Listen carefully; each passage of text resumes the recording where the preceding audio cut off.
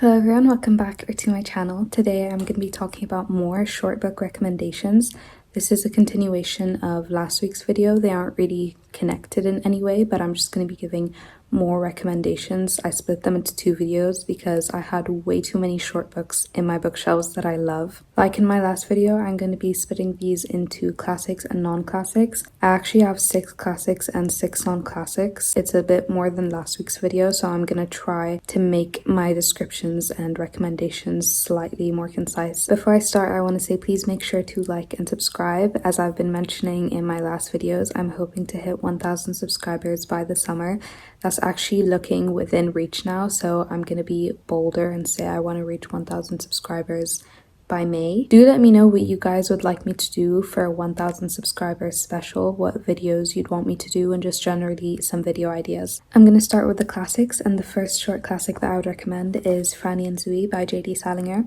I've spoken about this a few times since I read it in January because I loved it. I gave it 4.5 stars, and I'm a really harsh rater. Franny and Zooey is about the 2 youngest siblings of the Glass family who are both dealing with the loss of their older brother to suicide in different but quite similar ways. They feel like they're seeing things or feeling things that other people don't, and they feel quite shunned from society, from their family, from each other, from even themselves. There's 2 sections. The first is for Franny and the second is for Zooey, which is much larger, and we're seeing their conversations with their lovers, with their mother, with each other. As I mentioned here in this little review that I added at the end, Salinger writes his novels with beginnings and endings that don't feel like beginnings or endings at all, and this is a book about comparisons, conversations, connections, constraints. It's such a special book, and I love the conversations here and the different ideas that Salinger talks about so naturally. It is 150 pages, so it's short, and in my opinion the writing is easy. The next classic that I would recommend is The Telltale Heart by Edgar Allan Poe. This is a very short story,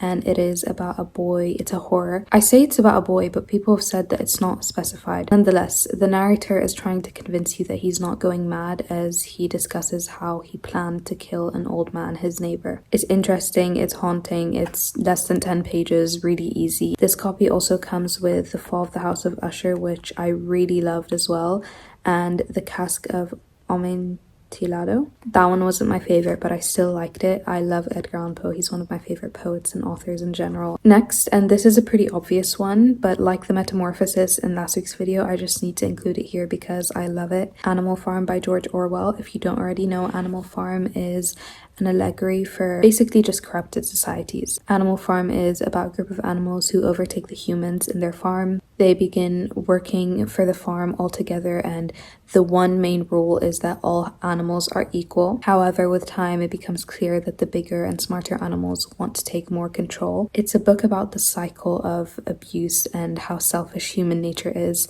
I know if you have heard about Animal Farm, then you've probably heard about how haunting the ending is, and it's definitely worth it. I love the way George Orwell writes his endings. They're so symbolic, and I always use this word, but haunting. Really special. If you haven't read classics as well, I think it's a good place to start. The writing isn't the easiest, but I still think because the story is interesting and you understand what he's trying to say, that it's easy to read. It's less than 100 pages. Next, I have The Death of Ivan Ilyich by Leo Tolstoy. This is about a man who passes away, Ivan Ilyich, and at first we are seeing his wife and his business friend's reaction to his death, and they have inwardly selfish reactions. We then go into a narration of Ivan Ilyich. We learn about his life and then his last weeks and last days and last moments. Tolstoy kind of suggests throughout here that humans are inherently selfish, especially when we hear about other people's death. I think this is a really good book to start off with if you want to get into Russian literature. Because it's short, I wouldn't say it's my favorite piece of Russian literature or of Tolstoy's literature. Obviously Anna Karenina is my all-time favorite classic. This does give you a little bit of a taster of the kind of ideas that Tolstoy likes to talk about. I loved how it kind of felt like Tolstoy himself was unsure about what a man would be thinking in his last moments. I think this was written near Tolstoy's death as well, so it's really interesting to see how he was imagining death would be. The next short book recommendations is the last little penguin classics that I have is Letters to a Young Poet by Rainer Maria Rilke. Again, I've spoken about this a few times and I don't know if I'm pronouncing his name right. Letters to a Young Poet is a collection of real letters that Rainer sent to a young poet who was inquiring about how to become a good poet and a good writer. It's really special and gentle and easy to read. I don't think this is the kind of book that you should sit down and read front to back and expect it to completely change your life or for you to remember it deeply, but I do think that it has a lot of special advice and quotes. As a reader, it helps you appreciate how much effort goes into writings and literature, and honestly, after reading Letters to a Young Poet, I definitely made sure to read more purposefully and more slowly and really take care to look at writers' intentions. It is 50 pages, it's very short. The last classic recommendation I have is White Nights by Fyodor Dostoevsky. I left this till last because I still haven't read it. I'm currently reading this and I'm halfway through the second story here. This copy has A Nasty Business, The Meek One, and White Nights.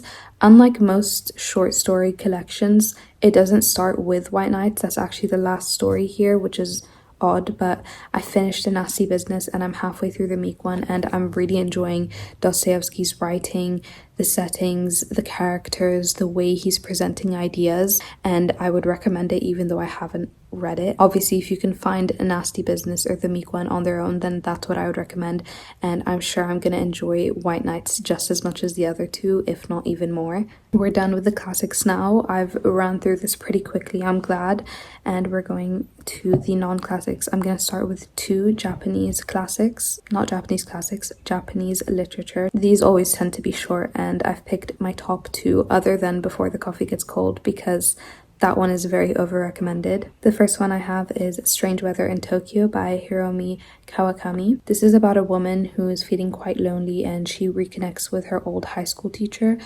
There's a big age difference between them, but they spark a friendship and a romance. It's really sweet. I didn't expect myself to enjoy it as much as I did, but it's a perfect slice of life. I loved all the little scenes here and how special their connection was. They go mushroom hunting. It's not the shortest lengthwise. It's obviously still short. It's less than 200 pages, just less than 200 pages, but the writing is really easy. Next, we have If Cats Disappeared from the World by Genki Kawamura. This is about a man who finds out that he's going to die soon, and when he goes back home, he finds that the devil is inside his room and tells him that he can make something disappear from the world in exchange for having one more day to live. This book asks us what's worthy in life and what isn't, because though he makes clocks disappear and cinemas disappear, he's eventually asked to make cats disappear from the world. And his one cat, Cabbage, has been with him throughout a lot of things, and so he begins to question and think about what is worthy in life and what isn't. We go through a lot of his memories as well and his life. There's some humor in here. The devil's like weirdly obsessed with chocolate and wearing really bright clothes. I read this one in one sitting as well, and again, it is just less than 200 pages, but the actual writing on the page is pretty big and it's really easy to read. Next, we have The City of Mist by Carlos Ruiz Zafón.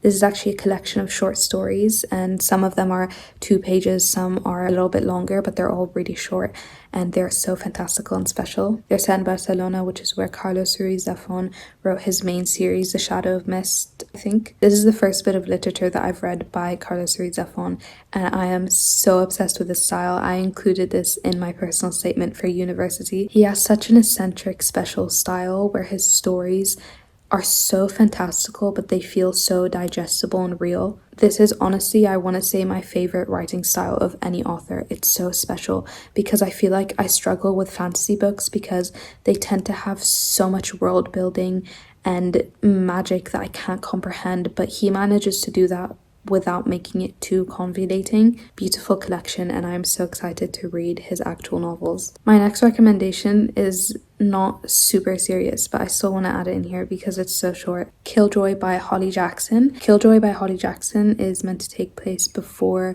the main series A Good Girl's Guide to Murder, which I actually really like. That's one of the few TikTok books that I genuinely enjoyed. Pippa is invited to a dinner where there's a murder mystery, and this is what sparks her interest in the case of Sal Singh and Andy Bell, and that's obviously the main series. That's what she's exploring in the main series.